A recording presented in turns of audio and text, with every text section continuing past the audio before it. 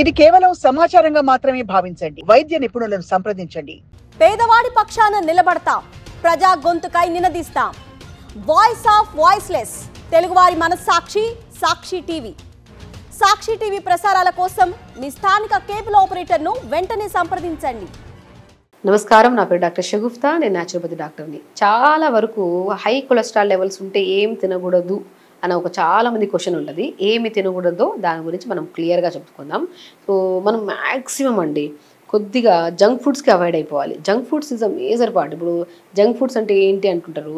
Junk food అంటే మనం daily తీసుకునేదే షుగర్స్ కొద్దిగా జంక్ ఫుడ్డే, ఓకేనా. మైదా కొద్దిగా జంక్ ఫుడ్డే. మైదా మోర్ డేంజరస్ అండి.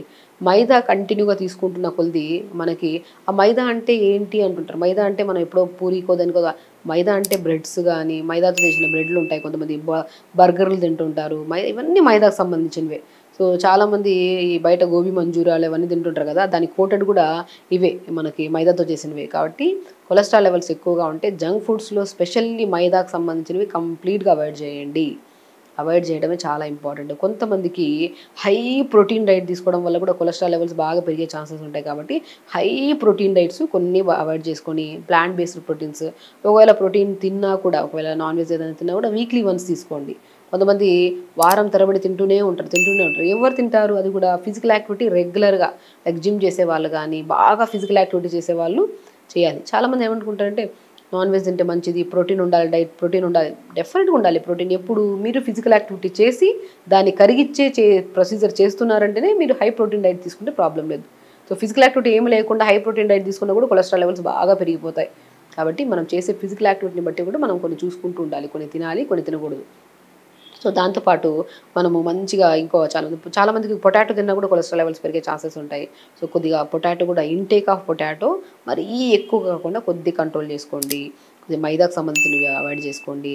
కొద్దిగా హై ప్రోటీన్ డైట్స్ ఎవరైతే తీసుకుంటున్నారో అది ఫిజికల్ యాక్టివిటీ ఉంటే బెస్ట్. ఒకవేళ ఫిజికల్ యాక్టివిటీ లేకపోతే హై ప్రోటీన్ డైట్స్ కొద్దిగా కంట్రోల్ చేసుకోవడము. అండ్ స్పెషల్లీ మనము ఏమేమి తినద్దో కూడా మాట్లాడుకున్నాం కాబట్టి వాటర్ ఇంటేక్ కూడా బాగా పెంచాలి.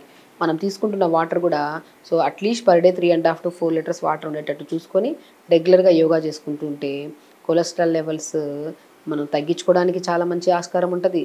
కొలెస్ట్రాల్ లెవెల్స్ ఒకవేళ ఉంటే మనం ఏం తినకూడదు అని ఒక చిన్న క్వశ్చన్ మార్క్ ఉంటుంది కదా, ఇవే మనం పెప్సీలు, కూల్ డ్రింకులు, ప్యాకెడ్ ఫుడ్స్, ఈ బయట తినే ఫుడ్లు అన్నీ అవాయిడ్ చేసుకొని హెల్దీగా ఇంట్లో ప్రిపేర్ చేసుకున్న ఫుడ్లు మంచిగా తినడము, కొద్ది క్యారెట్ జ్యూస్ చేసి తాగడము, ఒక రోజు బీరకాయ కొద్దిగా అల్లం వేసుకొని జ్యూస్ తాగడము, ఇవన్నీ healthy basic things.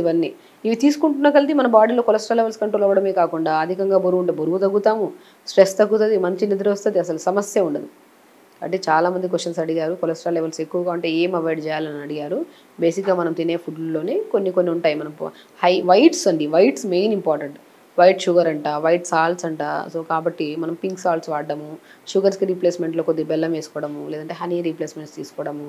So high protein డైట్లో నాన్ వెజ్ కూడా రెగ్యులర్గా కాకుండా వీక్లీ వన్స్ అలా తీసుకోవడము. సో ఆకుకూరలు బాగా తీసుకొని కొలెస్ట్రాల్ లెవెల్స్ కంట్రోల్ చేసుకోవడానికి చాలా యూజ్ అవుతుంది. కాబట్టి ఇవన్నీ చేసుకుంటే మనం దాంతోపాటు 1 hour యోగా చేసుకుంటే సో మనం కొలెస్ట్రాల్ లెవెల్స్ కంట్రోల్ చేసుకోవచ్చు. అండ్ మీరు అడిగిన క్వశ్చన్లో కూడా కొలెస్ట్రాల్ లెవెల్స్కి ఏం తీసుకోవడం వల్ల ఏం తినకూడదు అనే దాని గురించి కూడా మనం క్లియర్గా మాట్లాడుకుంటున్నాం. కాబట్టి సో ఇవన్నీ చేసుకోండి, హెల్తీగా ఉండండి, హ్యాపీగా ఉండండి. నమస్కారం.